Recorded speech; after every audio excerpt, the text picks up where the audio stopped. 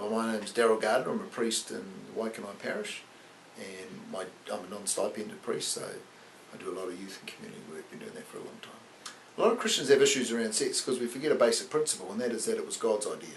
God thought of sex, God created the orgasm, God created all our bits and pieces fit together in the way they fit together, God worked out how we have to do it. It was all God's idea, and yet we're still kind of afraid of the fact that God did it, and because of that we only think what's wrong, not what's right, and therefore we get hung up with it. We've got a puritanical view that I think bears no resemblance to Scripture whatsoever. There is a view, of course, that all you've got to do is get married, then you can bonk yourself silly and everything will be perfect, you know. But everyone who's married will tell you it's not quite like that after the first 2 weeks of the honeymoon. It doesn't quite work like that. So I think the crucial thing about Christian view of sex is that sex is something to be enjoyed. It's meant to be extremely pleasurable, extremely intimate, and it's a fantastic thing. But it's definitely something that has to be worked on like any area of life. So I think that the guilt we have around it is that because we grow up sexual, we grow up being able to have an orgasm, you're able to masturbate, you're able to enjoy it, you're able to get sexually aroused, but you're told that it's so wrong. Every time you get these kind of pleasurable and intimate feelings before you're married, you feel guilty.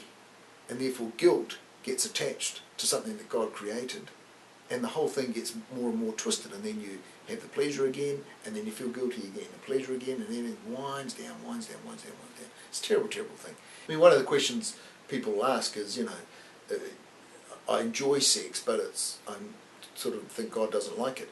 God created the orgasm. I mean, I find that bizarre, and I find it fantastic. I have no idea what God was doing when God created the orgasm, but somehow God created this thing that's so unbelievably fantastic on one level that wars have been fought over this thing, you know. God created it. Now, the reason God created it, I think, is primarily so that we could enjoy it. God created things so we could enjoy everything that there is, and God, in part, is a God of pleasure. And I think we have to rediscover the God of pleasure. Masturbation's a fascinating area because it's one of those things, the old saying, 98% of males masturbate and the other 2% say they don't, but lie. Masturbation is a fascinating thing. Number one, my view is very clear, particularly for males here. During your teenage years, your body's producing a whole bunch more stuff than you naturally reabsorb. So if you don't masturbate, you're going to have wet dreams, mess up your pyjama pants. I mean, it's just kind of a fact of life.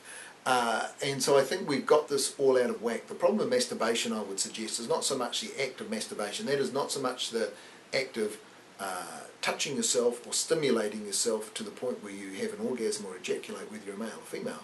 The problem is more what goes on in your mind with the act of masturbation. And that is where, particularly in a world full of pornography and sexual imagery, we create images in our mind that can be harmful to us and to others, but we mix that up with the actual physical orgasm, if you like. The question I get asked a lot, particularly by you Christians and by males who aren't Christians, is, did Jesus masturbate? Well, they would say, did Jesus wank himself? And the answer to that is, I don't know, but it wouldn't surprise me if he did, and we know he was sinless. What we build up here creates our view of the world, what we do in our mind in all sorts of areas, what a happy marriage is going to look like, what a house will look like one day, what a perfect job will look like, and what a perfect sexual experience will look like. And when we create things up here that are fantasy, what actually happens will always disappoint. And more than that, what we create up here one day to help ourselves get aroused enough to be able to have an orgasm, after a while that image won't do it anymore, so we have to create bigger images and bigger images and bigger images, and all these images get further and further removed from reality so that we can get the same kind of sexual release, and then one day when we are in a real relationship it will bear very little resemblance to reality, to the fantasy we've created.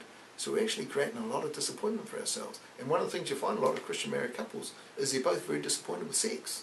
And the reason they're disappointed is it's not what they thought it would be, because we've created something here that does not exist. I think without a doubt that the sex experts in our world should be Christians. The one group in society that should not have any hang-ups about sex are Christians, because our God discovered it. Our God created it. Our God made it. And we're the ones who can talk about sex in a way that is not kind of inappropriate, but it's not all just what's wrong with it and how not to do it. Because the only time Christians ever talk on sex on TV is we're telling people off.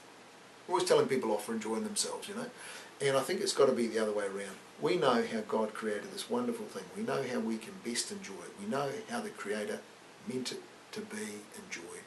Come to us, we'll give you advice. And in fact, if you're in a relationship, not only will we give advice, we'll give you positional advice.